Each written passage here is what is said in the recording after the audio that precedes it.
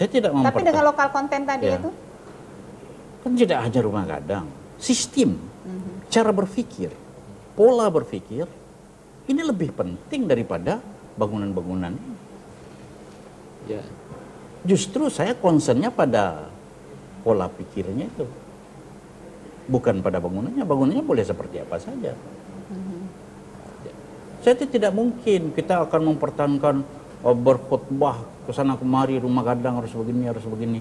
Lalu nanti ada datuk nantuo di kampung. Tidak bisa, Dostan. Piti kami tidak doh, apalah sang. Kita bantu mereka. Tapi cara berpikirnya, bagaimana pola hidupnya. Nah, ini baru. Oke, baiklah. Baik, terima kasih Pak Wisran, Pak Eko juga terima kasih. Sangat sependapat dengan Pak Eko tadi bahwa kita memberdayakan apa yang ada di lingkungan kita ya. Baik, terima kasih. Dan kepada pemirsa yang sudah berinteraksi dengan kami di studio, juga kepada Bapak Dr. Abdul Hakam yang sudah ikut sumbang saran tadi, juga kami ucapkan terima kasih atas sarannya, atas masukannya. Akhirnya sampai di sini dialog kita pada sore hari ini. Selamat sore, wassalamualaikum warahmatullahi wabarakatuh.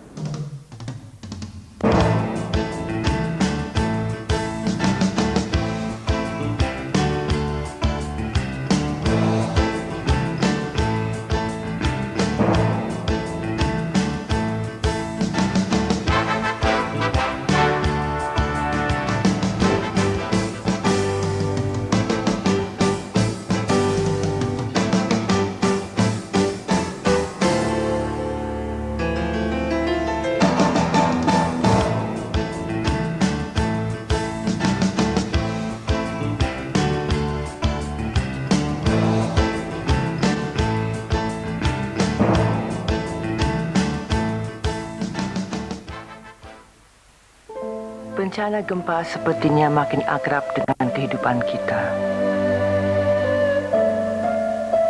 Ada yang mengartikan rangkaian bencana sebagai kutukan. Itu melemahkan daya juang kita menjalani kehidupan. Kita berada di daerah rawan gempa. Awak takut membangun kembali? Kalau rumah Hambo tutuh nih, tapi nak tahulah kalau ada gempa lagi. Pernah dengar rumah aman gempa? Maksudnya? Membuat bangunan di daerah rawan gempa harus memenuhi standar tertentu.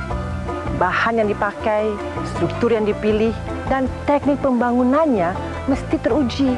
Pasti mahal ya, Bu? Sedikit lebih biaya, tapi lebih terjamin. Bukan gempanya,